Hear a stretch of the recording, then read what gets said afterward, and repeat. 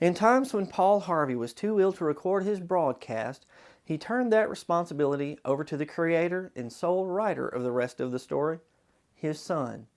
Here's Paul Harvey Jr. Now, the rest of the story. In 1934, a great baseball career was nearing an end.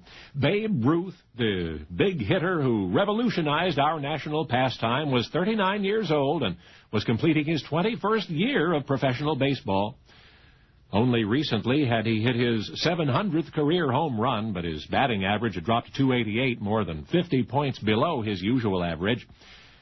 It was one of those seasons when the Yankees would not be in the World Series, and as the team made its final road trip of the year, fans turned out in spectacular numbers to see Babe Ruth play for, well, what they believed was the last time. Ruth himself had been silent about his plans for the coming season. Truth was, he had not made up his mind whether he would return or retire.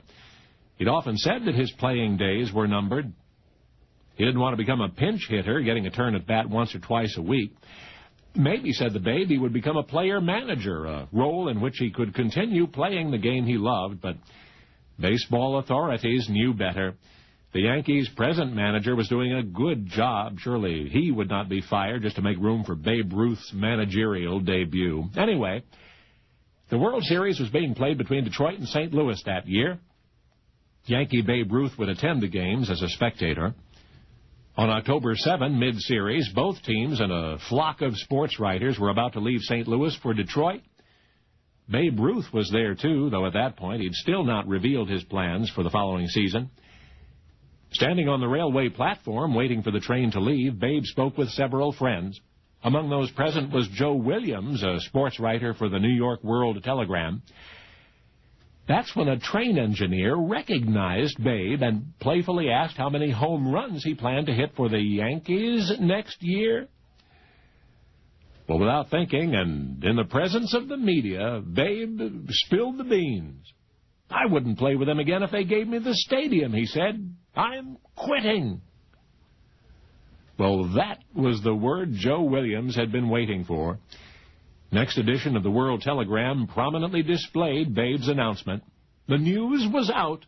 Immediately, the sports scoop of the year was picked up by the wire services and appeared in newspapers throughout the country.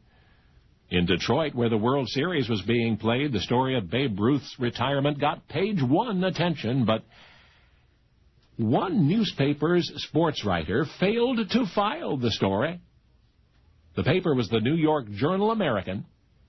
And because of the negligence of its sports reporter, thousands of newspaper sales were lost. As it turned out, the reporter didn't go with the story because he believed it was untrue. He thought he had inside information. On the other hand, the following baseball season found the New York Yankees minus Babe Ruth, so the sports headlines, which had appeared only months before, were true. So why didn't that one sports writer get it right?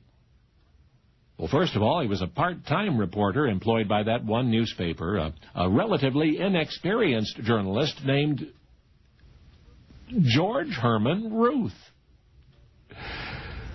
That's right, it was the Babe himself. And he that day on that train platform missed the sports scoop of the year because he had then only casually said, I quit. And he didn't believe it. Only now, you know the rest of the story. And now, the rest of the story. For months, reporters speculated that the Bambino, Babe Ruth, was planning to retire, but these were all unconfirmed reports. Just before the 1934 season, New York Yankees owner Jacob Ruppert offered Babe Ruth the managerial position for the Newark Bears, the Yankees' top minor league team, but his wife and business manager talked Babe Ruth out of it. Babe Ruth had tried to convince Ruppert to make him the Yankees manager, which would have meant firing Joe McCarthy, who had been the Yankees manager since 1931. By the end of the season, Babe Ruth was threatening to retire unless he, Babe Ruth, replaced McCarthy as the Yankees manager, but Ruppert was unwilling to fire McCarthy. McCarthy remained the manager for the Yankees for another 12 years. Everyone, it seemed, knew Babe Ruth was retiring, except for Babe Ruth himself. On August the 11th, 1934, the Western Morning News reported that Babe Ruth was retiring. The Sultan of Swat, who reportedly made more money than the British Prime Minister, said, "I am definitely through as a regular player after this season. I really do not know what the future holds for me. I would like to remain in baseball as a manager and perhaps do a little hitting on Saturdays or Sundays or on days when I could help to swell the gate receipts. There is nothing I would rather do than finish my career at Boston where I began it." A week later, the Oakland Post-Inquirer asked, "Well, is Babe Ruth retiring or isn't he?" In one breath, probably after a bad day with the bat, the Babe hints he'll retire. Now he says he feels as good as new. A month later, after endless questions about his future plans, Babe Ruth said, "I'm going to take things easy. If I get bored, I can always go out to a vacant lot and play ball with a bunch of kids." During the 1934-35 offseason, Rupert began negotiating with Boston Braves owner Judge Emil Fuchs, who wanted to use Babe Ruth's popularity to increase ticket sales to their ball games. The Boston Braves had been enjoying modest success, but the team struggled at the box office. On February 26, 1935, the Yankees traded Babe Ruth to the Boston Braves, but not as a full-time player. As stipulated by Rupert, Babe Ruth would become the team's vice president, assistant manager, and would play in the games. Judge Fuchs promised Babe Ruth that he would receive a share of the Braves' profits and could possibly become co-owner of the team. By the second game of the season with the Braves, Babe Ruth was performing poorly. His eyesight was failing. By May, his physical deterioration became more noticeable as he could barely trot around the bases. By the summer of 1935, Babe Ruth was rarely taking the field as a player. Judge Fuchs had no intention of sharing profits with Babe or making him co-owner of the team.